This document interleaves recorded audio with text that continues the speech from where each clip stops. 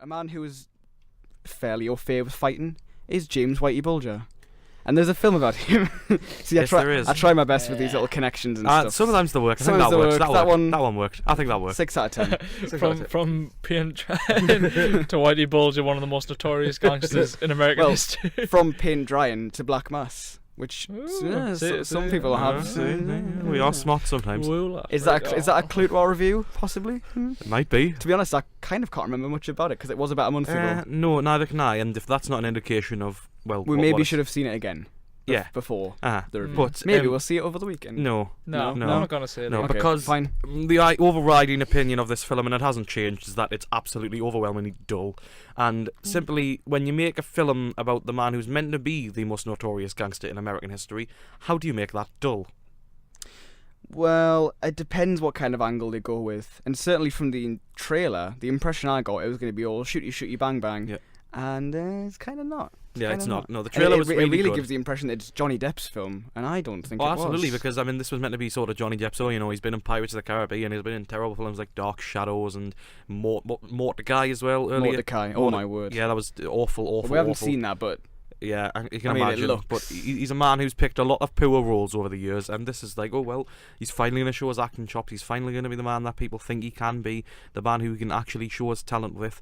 But it's not. But he does. I He think. does, but in this film, it's not the right way that he can show off his talents because he is the best part of it. But the film around it is just dreadfully dull. So Black Mass is based off the 2001 book of the same name, directed by Scott Cooper, who did Crazy Heart in 2009 with Jeff Bridges, and 2013's Out of the Furnace. Essentially, what you get is a story of a man who is evil. A story of a man who is corruptive and just downright just a very, very poor influence on the people around him. He's got feline cheekbones. Oh yes, but I think we first have to talk about Depp before we go into the story, because he is a man who you can see the evil in him. I mean, he's got his cat eyes in, he's got his makeup on, he's got his hair slicked back, he looks like a completely different person. It's terrifying. Yeah. It is legitimately scary, and you truly believe that this man is evil and corruptive, like I said, and it's a clever tactic. Certainly the long history of actors who've uglied up to get these kind of roles. Is that ugly? It is a term. Think Charlize Theron in Monster. I mean, the list is endless of actors who've done it, and it's worked very well. This is kind of what Depp needed after just a string of samey performances. All Captain Jack. Even in the films where he's not Captain Jack, he is still quirky, Captain Jack. so lucky. Willy Wonka. I mean, Yeah. I quite like Willy. I like Willy Wonka as well, but it's just that same string of characters, isn't it? Same kind of, oh, look at me. He's sort of been pushed in a pencil hole, but this is definitely showing that you can. He probably will be nominated for this. So, did you say pushed in a pencil hole? Yeah. Like tightly do you mean packed in. Do you mean like pigeonhole? Yeah. Penciled in with a pigeonhole. Yeah. Well, it's an expression, okay? T-shirt.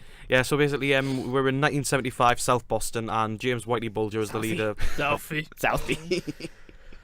He's the leader of the Irish-American Winter Hill Gang, who are basically running all of the crime activity, all the drug smuggling, all of the sort of general nastiness in that area. And essentially, they have to. There's another sort of corporation running about, and they decide. Well, Whitey Bulger decides that the best way to get more ground in South Boston is to strike a deal with one of his old friends, played by Joel Edgerton, who is he's the lead detective in the FBI in that area. So an unholy alliance essentially is what occurs, and you just don't get the sense of scale, because as Whitey Bulger, Johnny Depp is really, really great, but you just don't see him do much. That's the thing, because you see him ordering people to do things, and you see what happens, but you see Johnny Depp himself maybe kill a couple of people, like strangle kind of like one or two people, and that's it. It's not what I was expecting. I guess people know the story, so people know James Whitey Bulger is notorious. So was it like, people know the story, people know the legacy, they don't really need to show every single one. You get that's true. You get the idea from a few people dying. But I just don't think you get the kind impact, of what he really. did. I just don't think you get to see the full extent of what he does. It's sort of like he's ordering people about to do his own mess, and I think the pace is so slow within it that it just doesn't help itself along. I mean, Benedict Cumberbatch is Whitey Bulger's brother, who's the mayor of Boston, is really, really, and the accent for a start is dreadful. Yeah. I'm sorry, Benedict, but it is. But he did an American accent in was it 12 Years a Slave as well? Yeah. And it wasn't the best. I can't remember actually. I'm not sure. But As a story, I think Black Mass fails on most levels because it just isn't engaging, and you don't get the extent. Now, the trailers make a point to say, right, we're telling this story of this notorious criminal, the man who was involved in all of these heinous crimes, the man who's involved in all of this horrible, horrible mess. But they just don't get the full extent of that. I mean, yes, you see a bit of brutality, you see a bit of you see a true extent. I mean, in the trailer, it's like you see the intimidating force of Whitey Bulger, and he's like, "You get a chance to hit me, but I come back up, I eat you," you know. But you don't really get the full extent of that without, because it just doesn't get, you don't understand what's going on for a lot of the time, because it's like, right, show me him doing more bad stuff, don't just show me him lurking in the background, you know. Would you have been happier if it shaped up more like Legend? Yeah. Yeah, because I know he's on that struck on it, but I think Legend did a lot better of actually showing them be brutal compared to what Black Mass does with Whitey Bulger and Johnny Depp, despite the great performance. If it had been flipped, or with a different director and a different script, Black Mass could have been more of like what you wanted. Yeah, but I think I don't know. I still liked it. I still enjoyed it, even if it was a bit long and it was a bit slow. Honestly, I was beginning to forget the story on the bus home. It was just so forgettable. Right, go on, Joe. You see, the thing is, I mean, he's meant to be. He was in, what was it, the top 10 FBI most wanted and stuff like that. Well, I mean, one of the most notorious in history. I don't know why. Maybe it's because some of the murders that he did were only like the certain ones are confirmed that in the film. Maybe that's one reason I can think of. But possibly, you like you said, you don't really get the impact, and it kind of just focuses on these other aspects, like, to kind of show what he's like terrorizing, you know, features and stuff like that. But like, for example, one of his henchmen, that scene with his like stepdaughter and stuff like that. But like, why? And then there's all these scenes with his broken family home that just I don't get it. They don't resonate. I mean, the guest cast. I mean, if it would have been good if it kind of led somewhere, I suppose. But it doesn't really. The guest cast is quite good, I must say. I like Jesse Plemons. It's a great supporting cast. Corey Stoll's in a few scenes as one or two scenes. As one of the intense detectives on It's not Whitey being Bulger's Corey case. Stoll's, is it really? No. And obviously Adam Scott pops up for one or two scenes with a great moustache. And you know, you were just expecting him every now and then though to just look at the camera. Yeah. but you know what? That's the tragedy of it. It's merely okay, and for a trailer that was really, really good, and really for excited. A cast which is exceptional.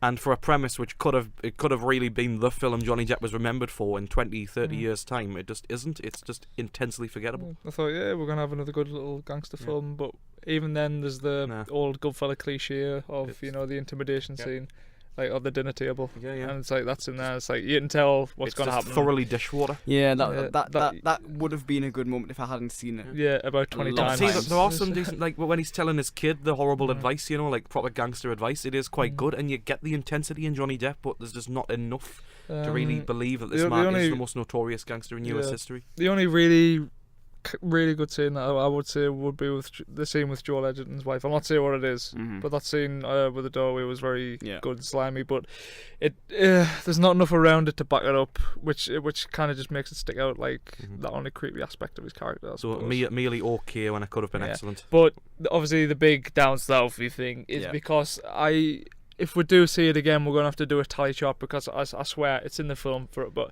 I think they say it about 40 or 50 times. Is that how do they really say that? Really, Boston like, that much?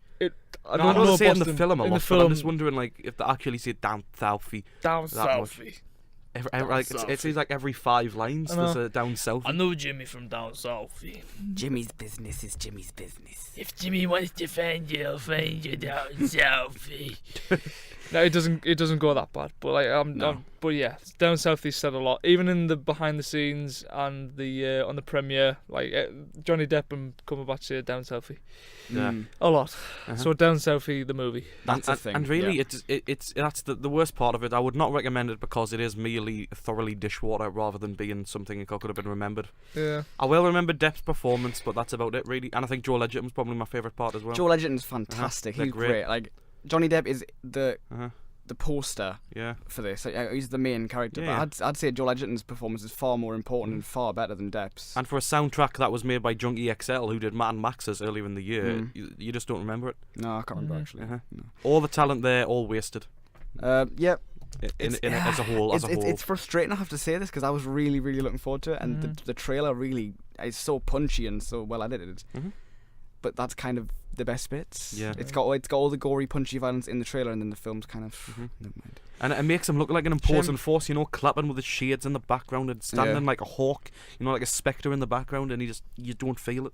It's becoming a real sad shame. The trailers that give everything away, and then there's trailers that are just far superior to the films. You wish that was the film. But it just shows you how important the art of making a trailer is, really. If you don't make a good trailer, you'll probably put some people off. But if you make a great trailer, you can fool the people into thinking with things like your Black film Mass has and a Steve Jobs, a different tone. Yeah. With things like Black Mass and Steve Jobs that both had really, really punchy trailers.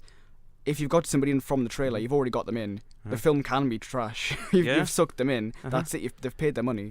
Trailers can convey tones, get the plot. It's so important. The art of a trailer. I mean, I hope that doesn't strike again for Carol this week, because that was an excellent trailer. Every time I see the Carol trailer, it just and Bridge of Spies, of course. That's a really good trailer. Yeah, I know it's a bit slow, and I know that's what the film is expected to be. But I love the dialogue in it.